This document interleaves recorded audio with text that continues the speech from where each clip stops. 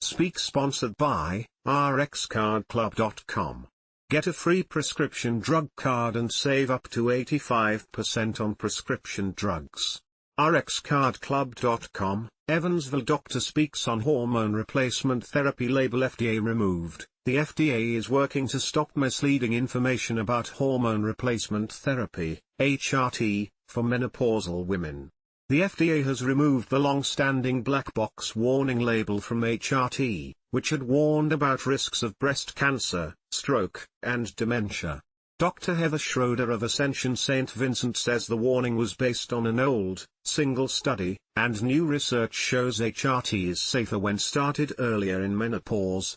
The new research indicates HRT can lower the risk of heart disease, Alzheimer's, and bone fractures.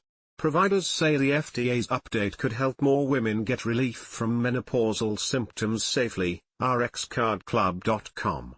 Get a free prescription drug card and save up to 80% on prescription drugs. /speak